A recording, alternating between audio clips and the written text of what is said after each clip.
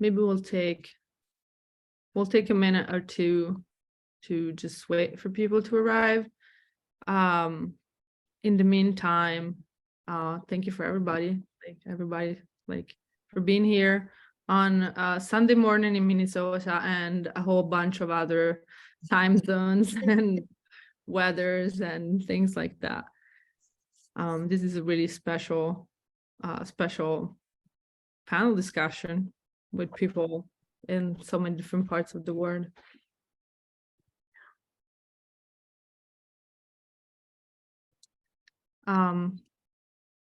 Okay. So yeah, while we wait for a little more people to like join us, and before we start, this artist talk panel discussion is being recorded, and it will be used on YouTube and shared through the Art Center's account. So if you don't want to be on video, feel free to take your video off.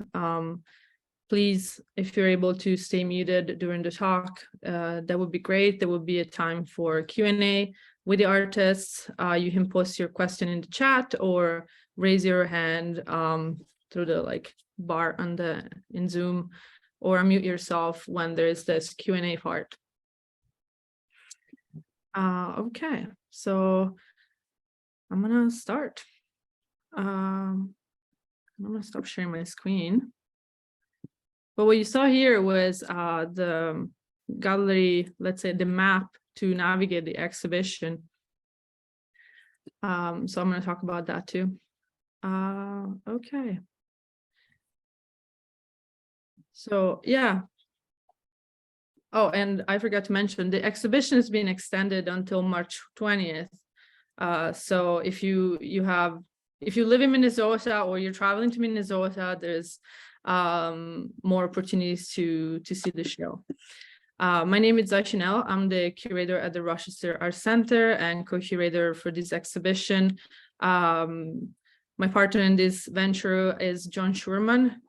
He's attending but unable to participate as moderator, but we're just happy that he's able to join us.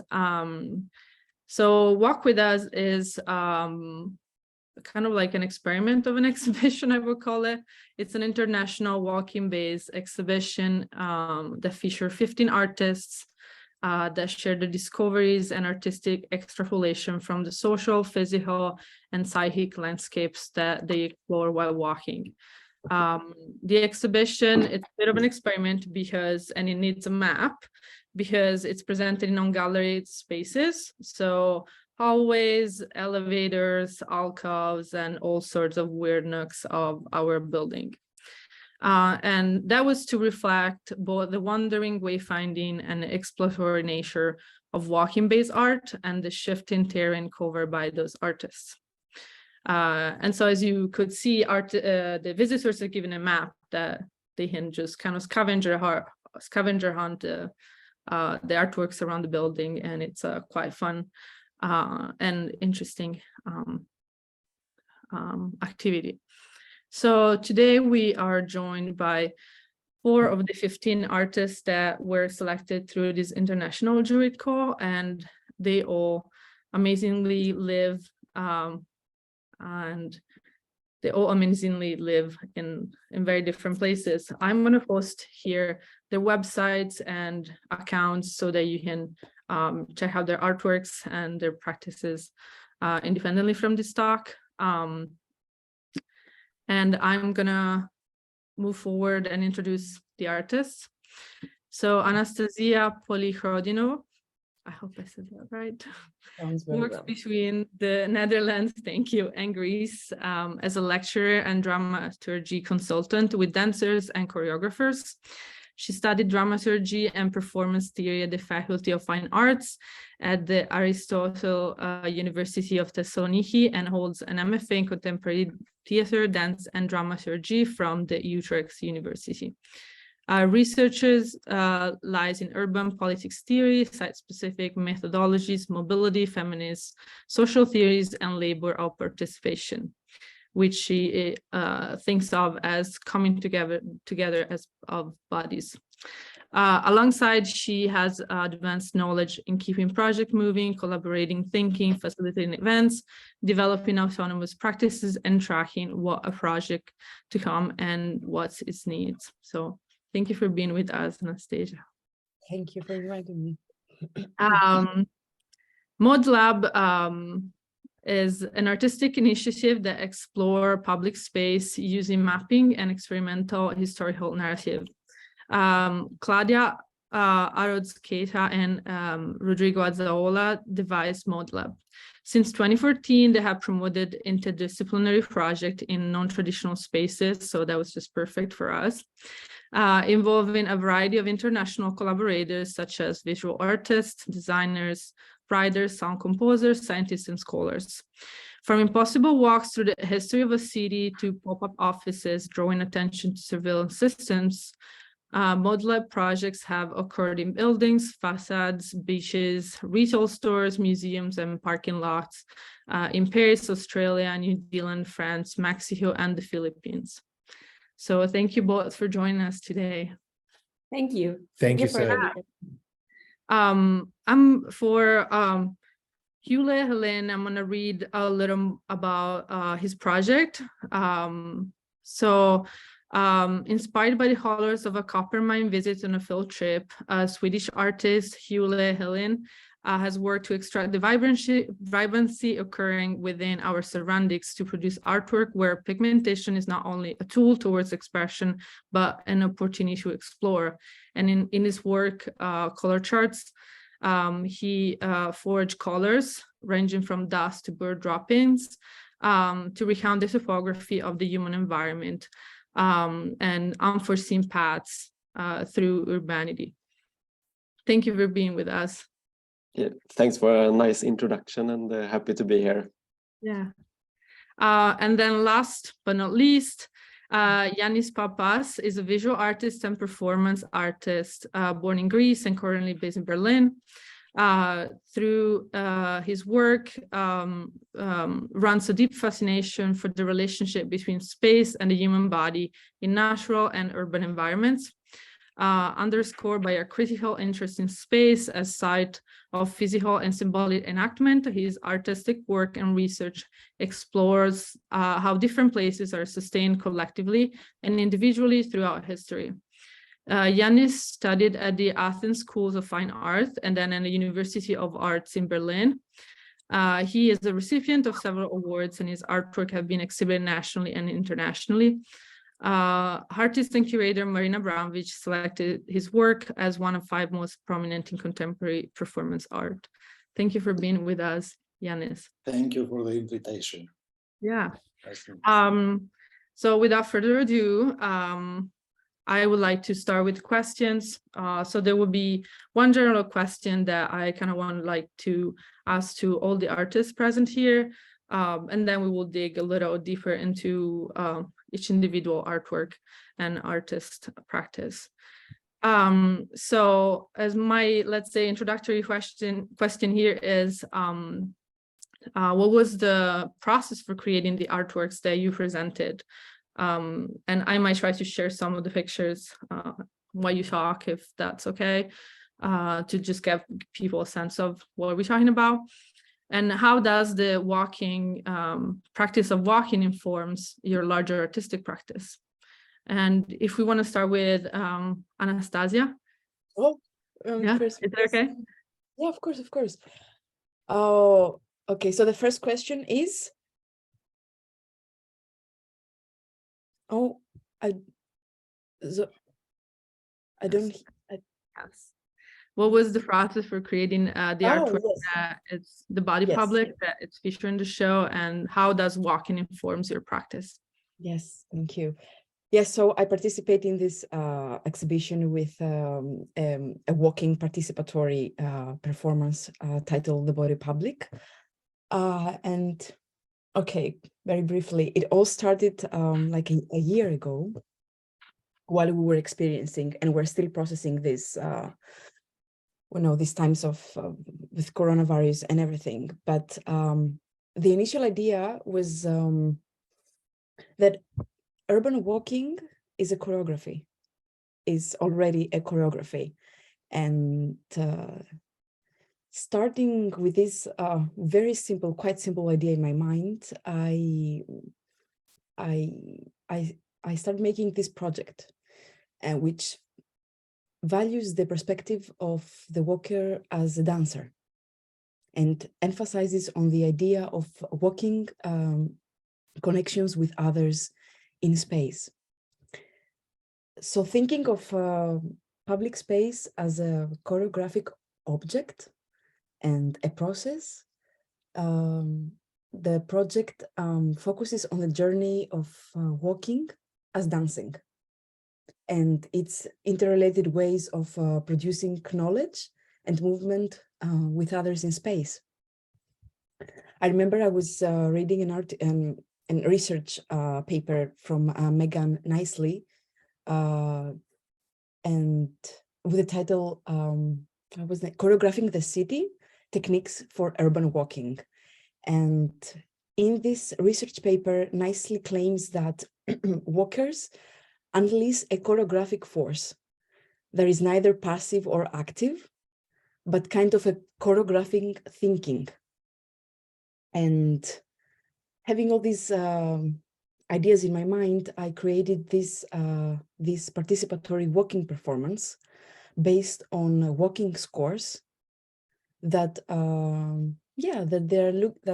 they're looking or reflecting at walking choreographically. And I think that it's very important to say that for this project, for the Body Public project, I'm not alone, of course. I was working and still working with an artistic advisor, the other Anastasia. Her name is Anastasia Polychronidou. She's also Greek and a dramaturg and a friend. And we used a mobile methodology, meaning that the Body Public as a project is very unique and adjustable for every location. So when we presented that project last year in Greece, in a Walking Arts Festival,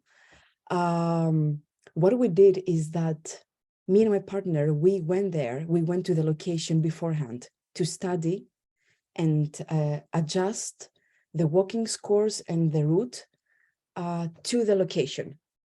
So I will show you now something that you didn't have the originals in the exhibition. These are the postcards that we're using for the Body Public project. Zoe, if you can you please show us the scores, the walking scores, which are 4.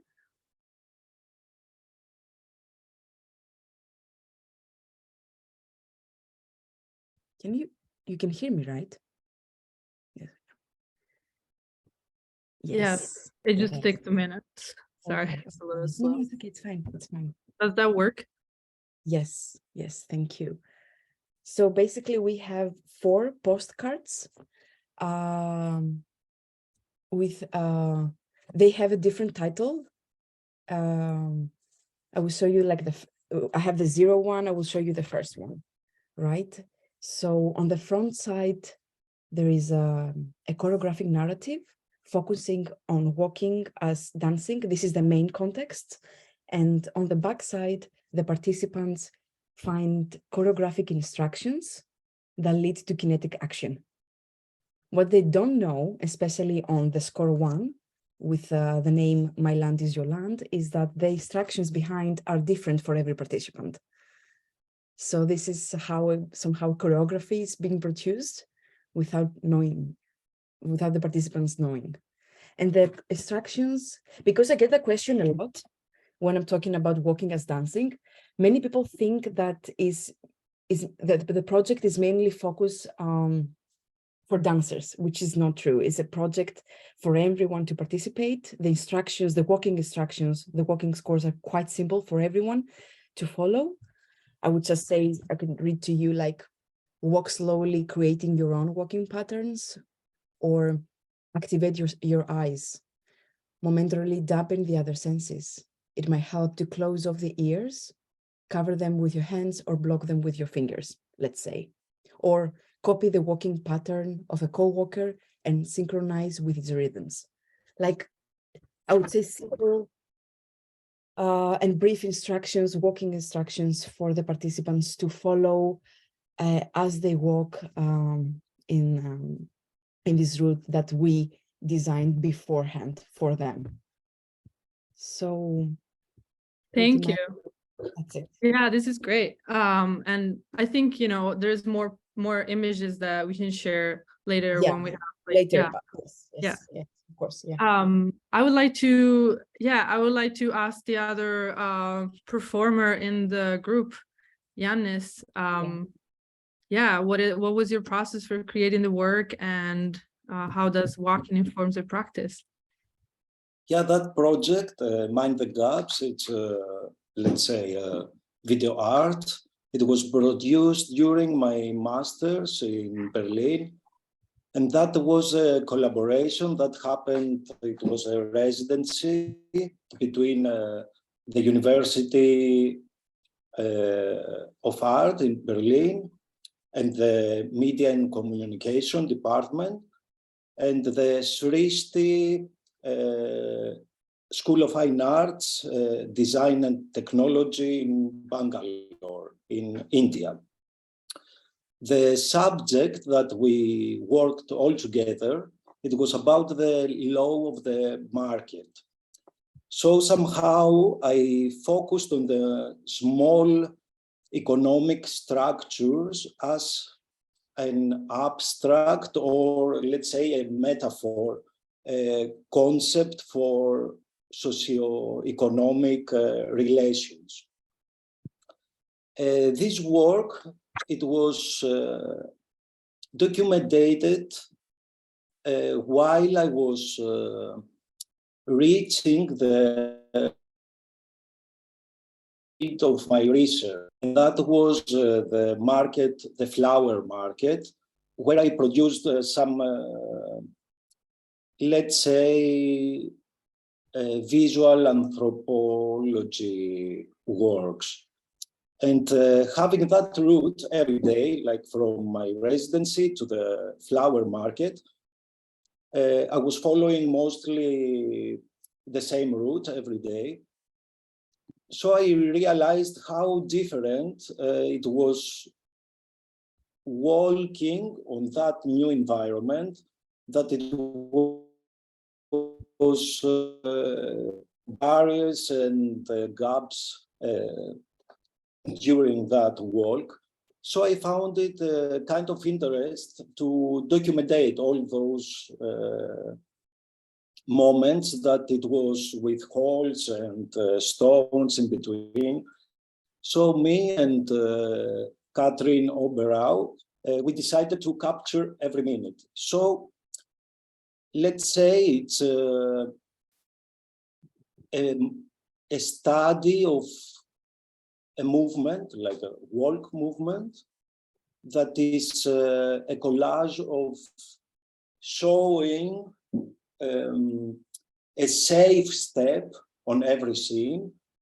And that's a contrast or a paradox on the physical space, that it's not a safe space, it's full of gaps and let's say dangerous points. And that motion study, we decided to give it as an examination of ambiguity of the belief in progress, let's say, giving that both situation of showing safe steps in unsafe environment. yeah, that was mostly the idea of it. Thank you. I'm so glad to have this panel because as much as, I mean, your work obviously really interest and compel John and I for this show, but just hearing from you what are all the layers, it's really exciting. It would be really exciting to go back to the Art Center and look at the works again after this panel. Let's say moving from something that Yiannis kind of talked about, the social economical structure of a place, a space, right? I would like to open up this question for Modelab, since your work, which we kind of consider a mini exhibition in the exhibition, seems to be dealing with that, and also, I don't know, it feels close to what Anastasia talked about too, about structures, like how you analyze a space through different perspectives, right? Yeah. Well, thank you, Zoe, and thanks for the invitation, and greetings to Anastasia, Olle, and Yiannis. Well, for this project specifically, we started researching old cartography from Mexico City, and we discovered a map which had a street or a route that in the maps after that time didn't show up. So we realized that we were chasing a street that didn't exist anymore. And we used that as an excuse and as a departure point for researching different aspects of urban change, specifically in Mexico City. We as curators for that show invited different visual artists, as well as sound artists and a scholar, an historian, to walk with us in this specific route. At that time, we were not living in Mexico City, so we had a development phase in which we contacted the artists and started to brainstorm about what to do, where to go, and so on. And the Ghost Walker piece actually ended up being just a one-day walk that we all made together. But the funny thing, or the relevant thing of this project, is that we tried to follow up a street that didn't exist anymore. So we were traversing along the buildings, entering parking lots, going in, for example, into the lobby of a cinema, trying to establish the same route as the map of the 18th century depicted, but of course didn't exist anymore. The thing with this street and with this route is that it goes along one of the most symbolic streets of Mexico City, which has been modified along the last 3 centuries, depending on the form of government, depending on social movements, and so on. So it was a good opportunity to have different reflections coming from different artists about a lot of topics along this maybe 1.5 kilometer route. For example, gentrification, the city landscape change, ecological damage or ecological change, and of course, political change, and the visual aspect of it. So this was most of all the process, which ended up in being a sort of a documentation kit that then it became part of different exhibitions later on, as with the Rochester Art Museum. Yeah, one of the funny aspects of the project, now that he's saying that, is that it was an impossible walk. It was absurd from the beginning. We knew it was not achievable because there were buildings, there were like many things that it was like a little bit, it was a mix of frustration in a way, but also there was like we were like very amazed or all these changes that have happened. And we had like the photographs from the early 18th century, and we were trying to recognize certain buildings that survived the modernization process, and certain like little shops or things, but there were really very, very few, because the city has changed so much. But it was nice to make like this impossible walk with this group of people. Thank you. Yeah, I think I really like how so many of this work in the exhibition just have sort of like overlapping themes. So like they integrate each other, and there's always this back and forth between a community walk or a group walk and a more individual experience. And that's where I would like to ask this question to Olle. Yeah, how was the process for creating your walk and your work? Yeah, so I'm based in painting, and yeah, like you touched upon before, I've worked a lot with making my own pigments from scratch.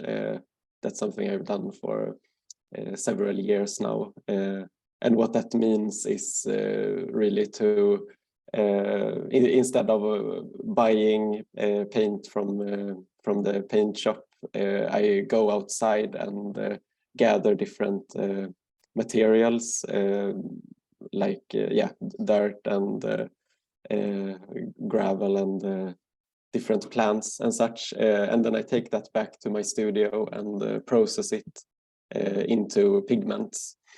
So that's where I'm coming from, I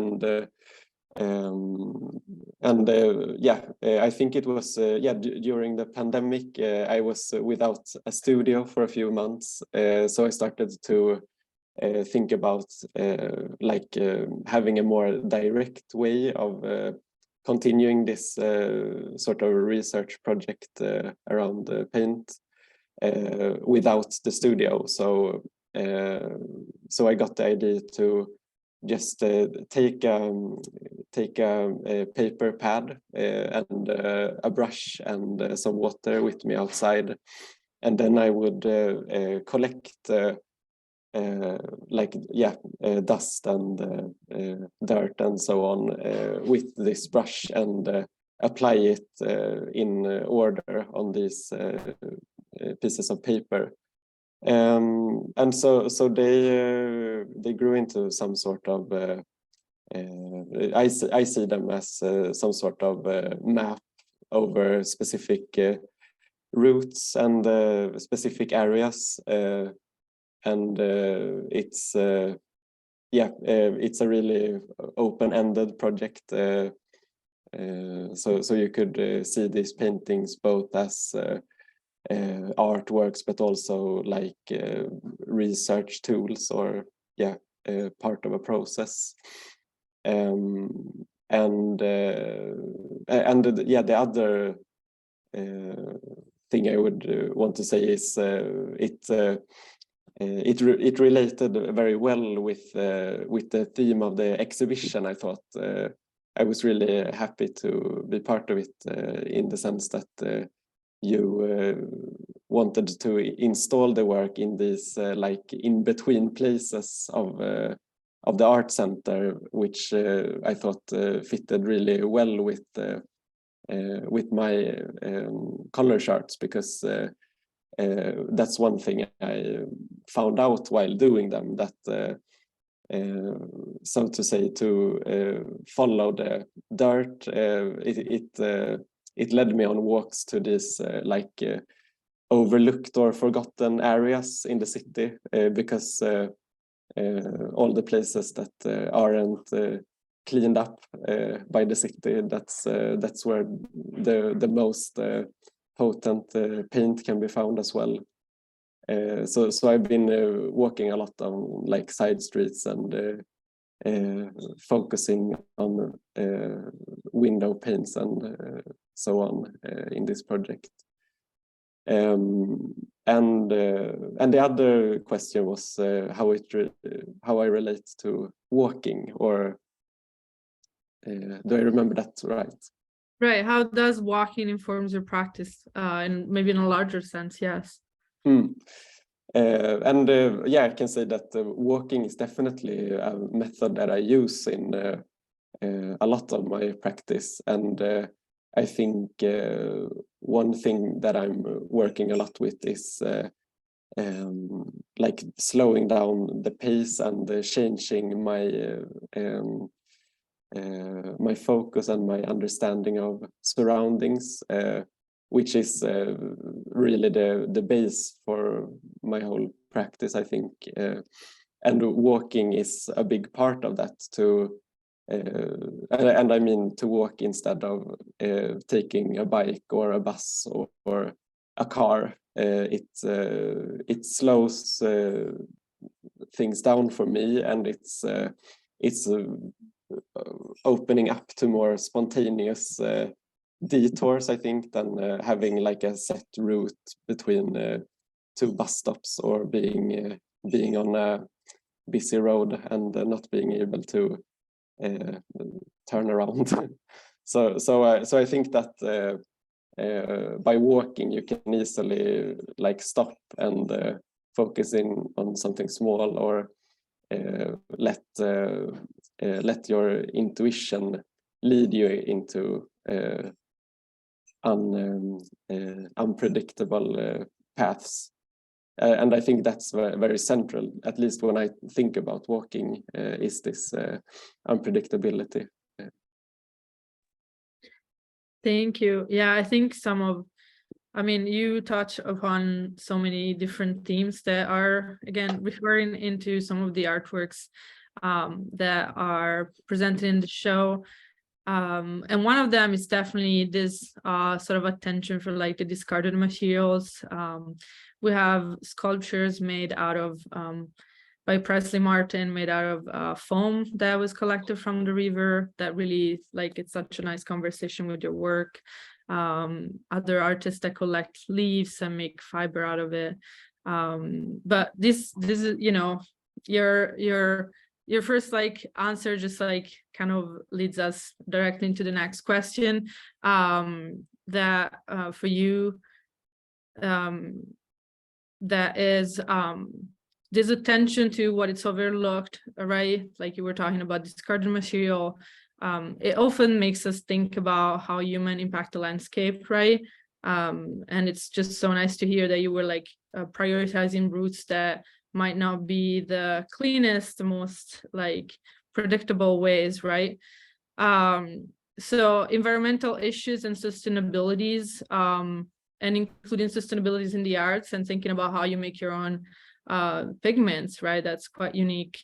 How does your work relate to this like, let's say, general human issues related to environmental issues and sustainability?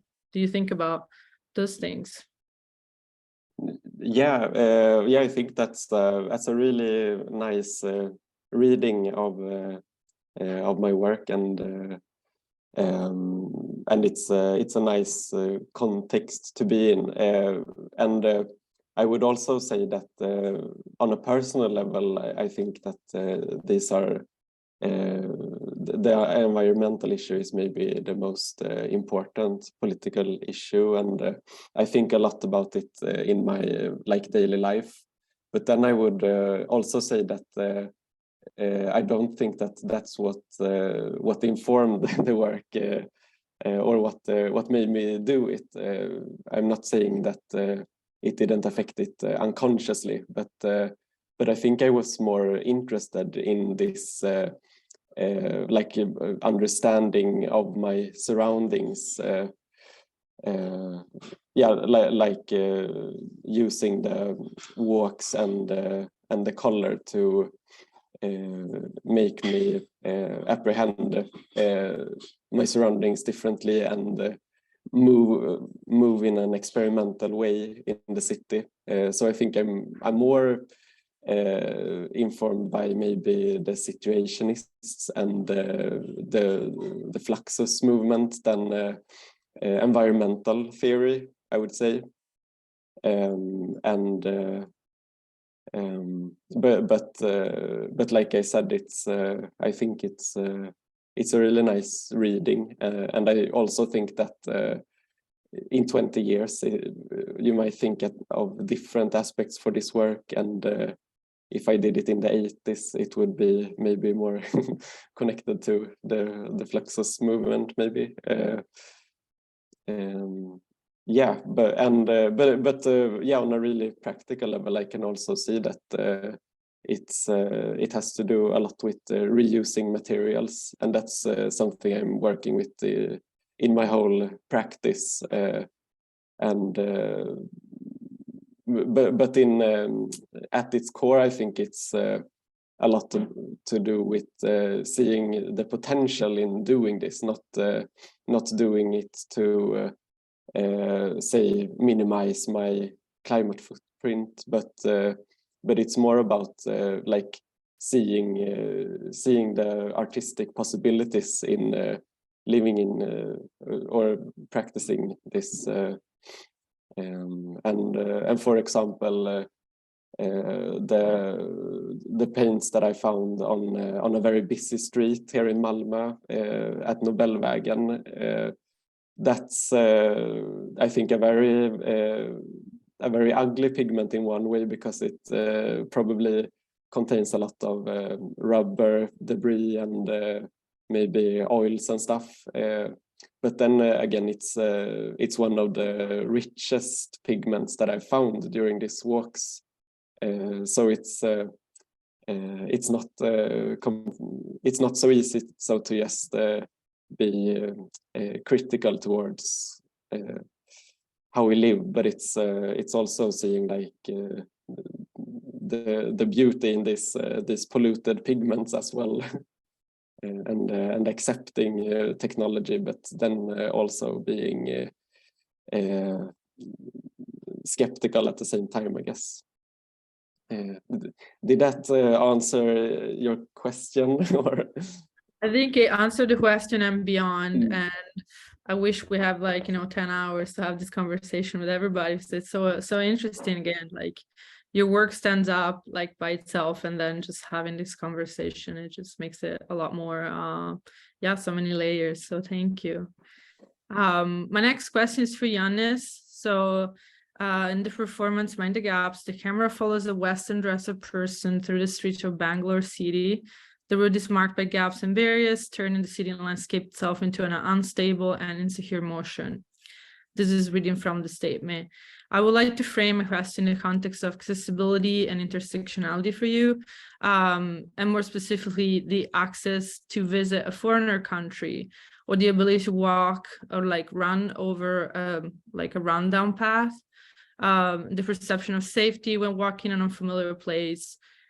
So considering all those factors, what was your experience of doing and recording this walk in a foreigner country? Well, it's funny because I remember my very first impression I had while I got in India, and that was, God, I've done the whole travel and I ended up back to Athens. Something I found a similarity, let's say, because of the busy city, full of cars, people, dusty, hot, that traffic. But yeah, I suppose that was a game that the mind plays, that we need to find similarities with unknown situations. So that was, let's say, the first impression. Then, of course, all the pictures, in the hall, this picture it was like cows, and that I documented actually, and it was the street drains that forms the pavements. It was a very unknown situation, like walking through the cows and then walking on that pavement that it was full of holes and gaps. Yeah, I don't know. It's of course it's a matter of observing every time the new situations. I remember, for example, another experience, like when I've been in military, I had to stay 2 months in a camp where everything was flat. And related with walking process, I didn't have to pay attention on the road. Like I was walking, but everything was flat and clear. And after those 2 months, I set free for a couple of hours into the city. So I was almost going to die. I mean, I was not watching my steps because I was get used of walking in a flat place. And then it was like, oh, it's quite of different. I saw a situation, even though at the first picture I thought, that's a known situation, it reminds me Athens, then I realized that it's something totally different. And that was the interesting part. Therefore, I decided to capture that difficulties, let's say. Of course, I think how we walk, it's for sure a visual language that it's connected with a specific environment that we move in. And that, I think, as you say, like that situation of being somewhere else in a different country or environment, generally, I would say, yeah, it's that question of how we get more to discover and feel secure in those spaces. I believe it's in a matter of accessing that. It might be two different kinds of methodologies to let yourself get better into that situation. And I believe one of them, it's like going the flow, just leave your body. I think also Anastasia was mentioning that situation, that it's a kind of body study and leave yourself and combining that new experiences. And the other thing, I think it's like as Olle said, to slow down the situation and somehow seeing it in and observing while you stay still and not walking. Concentrate mostly on and observing the situation from a distance. I think that practice, yeah, it might be also a tool borrowed from anthropology, like participatory observation. And using that, I'm quite familiar with it. I mean, I take my time wherever I've been to get involved while I am into the situation, but at the same time, putting myself from above, let's say, and observe how and what is going on. Yeah, that mostly. You will. Yeah, I think thinking about observation is definitely and like slowing down. I feel it's something that it's a privilege of some places in the world where you can walk and how, right? Like who and such. So thank you for touching on so many aspects related to this question. Yeah, and going back to observation, my question for Anastasia, so in the body public, the participants are invited to take part in a series of choreographed participatory interventions and the staging of collective actions in open space.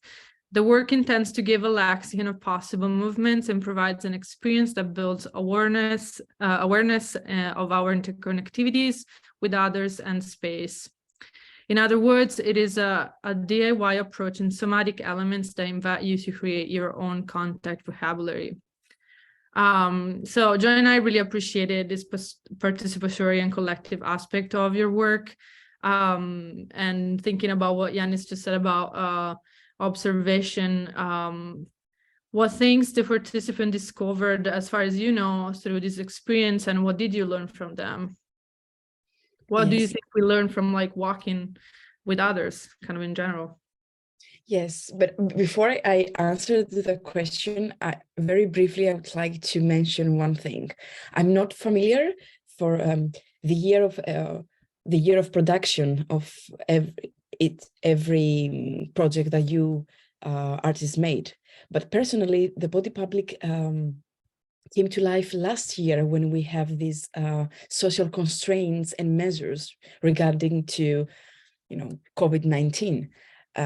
So what I realized as I was designing the project is that walking was seen as the easiest means of mobility. And that was really compelling to view walking and research walking as practice and a method. Because walking is a way to merge with the environment and become part of an era. Because as we walk, and even choreography comes to my mind again, we form something new. We walk in one direction, in a new space, and we ourselves become movement. So Tim Ingold, he's a very famous anthropologist, he says that we know as we go, not before we go. So the body public that I presented last year with all these constraints of, not especially in Greece, that we were, we had to stay in our houses for a year and a half. And now going to a festival, an international festival, and meeting people from abroad. Yeah, working with one another was, how do we move together? How do we relate to each other in public space in the post-pandemic era was the main question, let's say. Research question and a creative question to all of us. And I had the opportunity to present the work twice. And I wasn't in the process, in the working group with the participants. I did the introduction and then I was waiting for them at the end of the route. But when I watched the videos, the documentation for both performances, let's say, the results were quite different, because how everyone perceives walking with varies really. But I would like, is it possible to for you, Zoe, to screen the map, the body public map, so we can also see the yes, thank you. So the one with the cards, score 1, 0, 1, 2, you see the titles of every score, like My Land is Your Land, Who's Afraid of Intimacy. Even the titles are regarding to what we experienced last year or what we are still experiencing with COVID-19. But yeah, I mean, the project really focuses on a person, as I say, on a person-place bonding with space. It starts like that with walking solo, and then slightly moves to walking with one another through a variety of walking scores that bring us together after a year or a year and a half that we were apart. So in both presentations, participants experience that differently. and the varieties were quite amazing. So yeah, but it really focuses on collective walking and in the embodied aspects of walking with one another. Thank you. I think, I'm not sure other parts of the world, but I can speak for Italy and Minnesota. Walking was just one of the few activities that we felt comfortable doing, and with a way of meeting neighbors sometime or just meeting yourself, right? So it's yeah. What do we learn when we walk with others? I think it's a great question for that would be great to like discuss as a group, right? So my next question is for Modelab, and I think there's some affinities, like also in somehow like your work and Anastasia's work, right?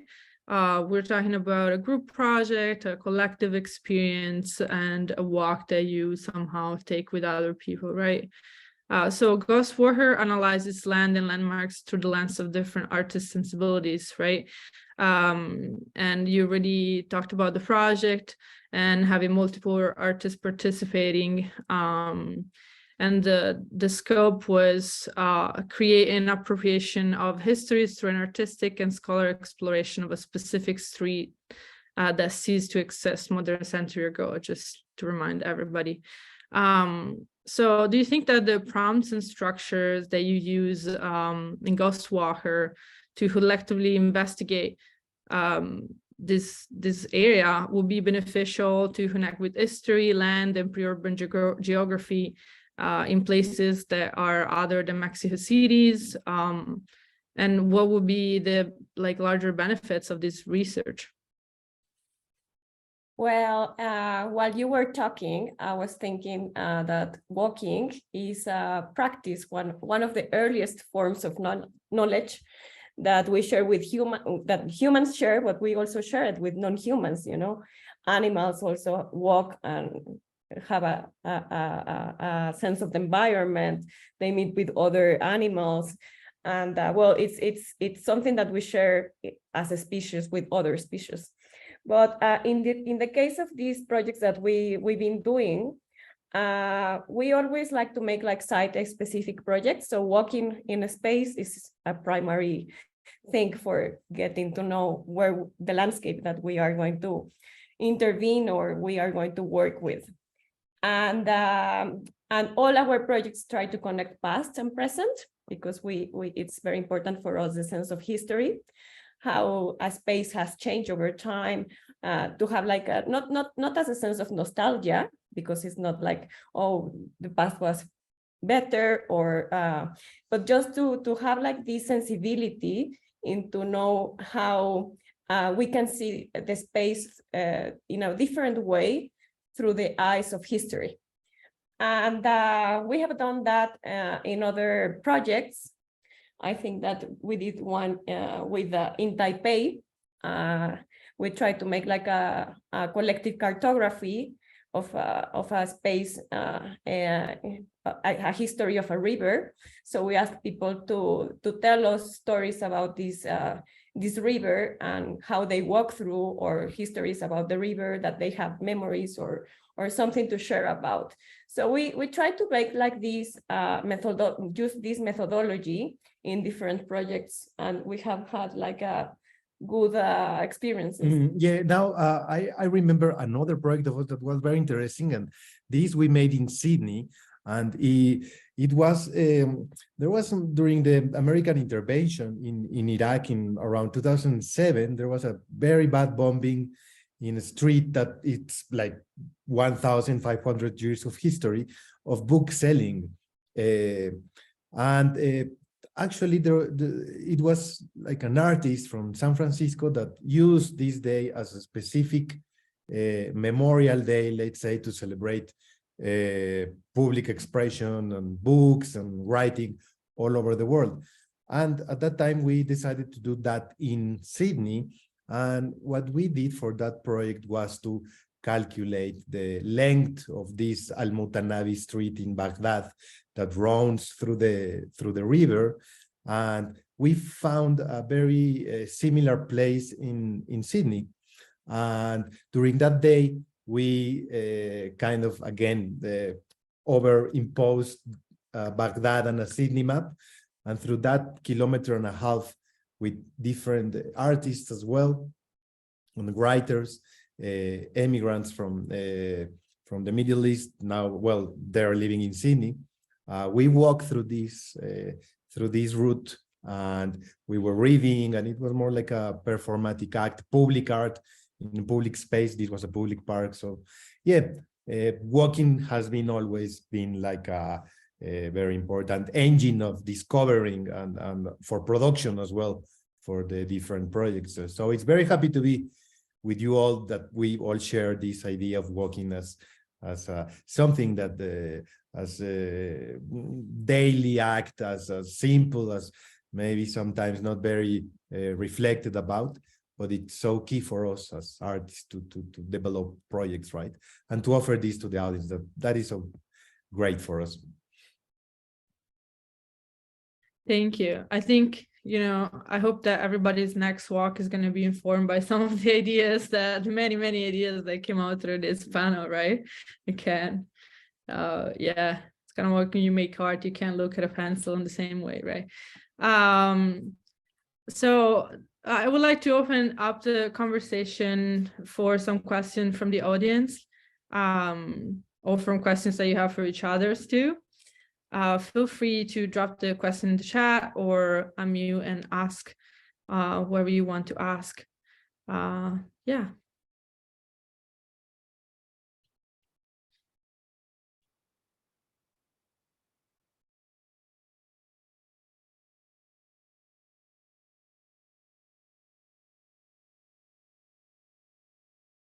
I wanted to ask to Anastasia something.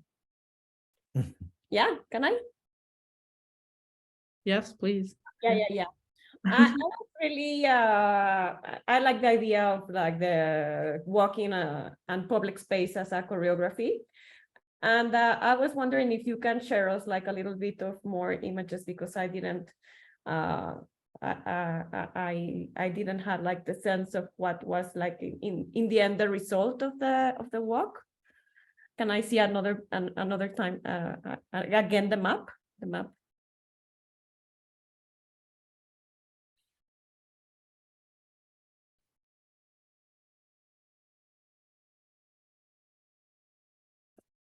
Okay.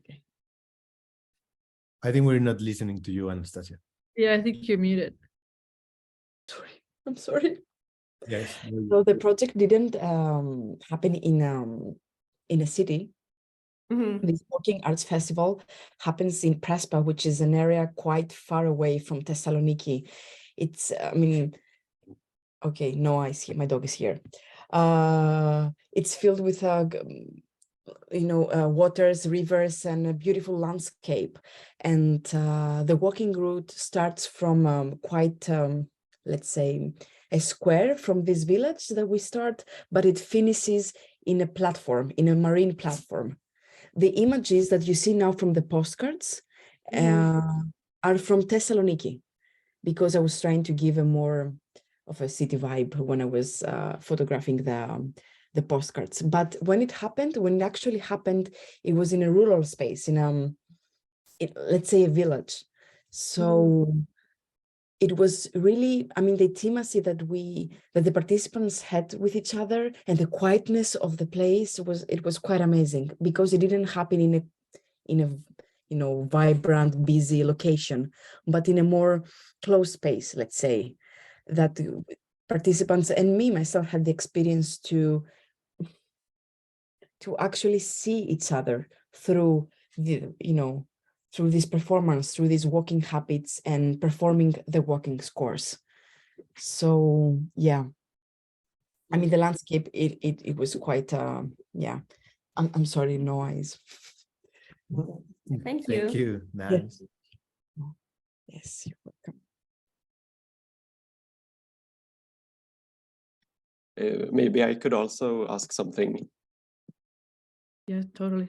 Cool. Yeah, because I haven't been in person to see the exhibition, only like seen the documentation.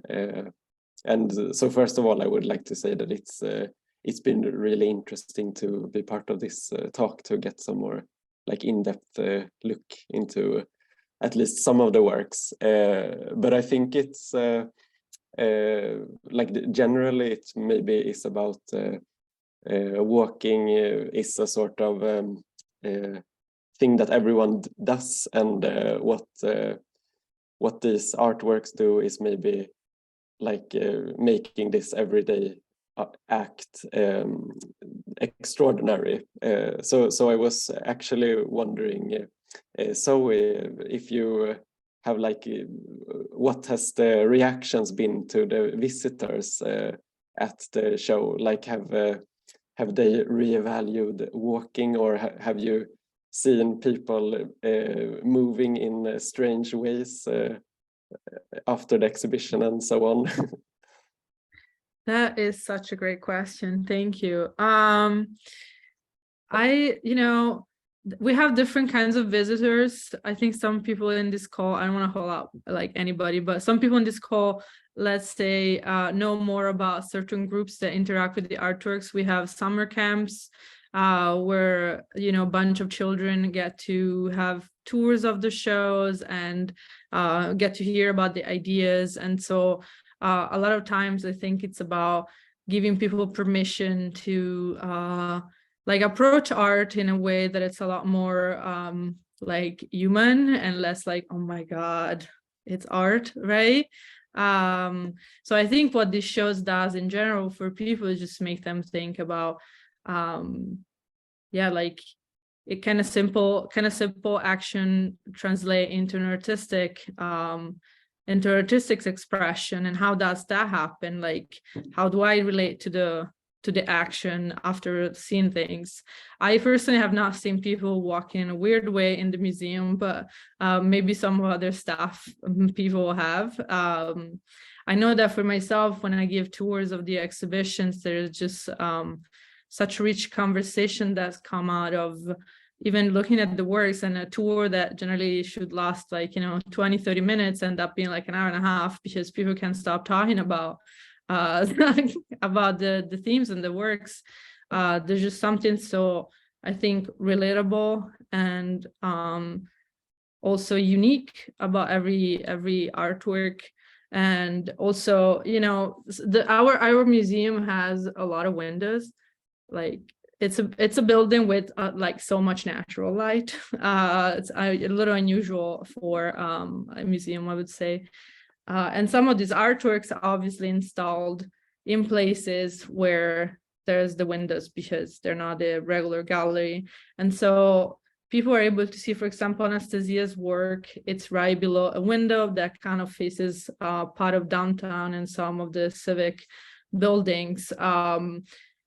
And it's so interesting to see the difference between the rural Greece in the video, and then when you look outside, it's rural-ish Minnesota. It's Rochester. It's a little interesting. It has like a very rural like identity, and then it's a big medieval city, so it has both of those things. And for some reason, the window under which your work is installed, it's like in between. You see a corn tank, and then you see downtown, right? So a lot of people I found during the tours are just like thinking about that. Oh, that's what it looks like outside the window for me now, and that's where I walk, while like these other people walk somewhere else, right? Yeah, I don't know if that answered necessarily your question, but Yeah, it did. Thank you. Interesting to hear. Great.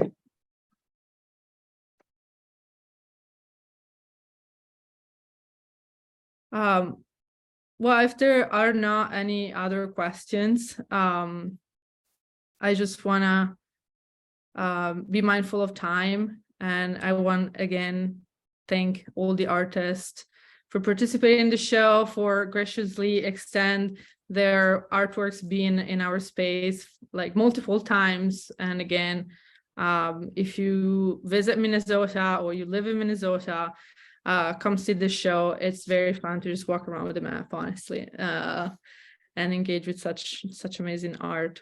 So thank you, Thank you everybody. very much.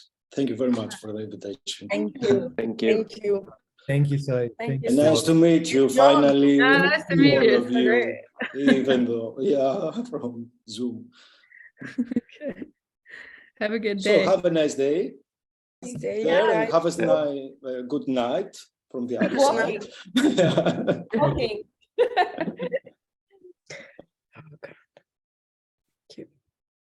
So bye. Thank you. Bye-bye. Bye. Bye.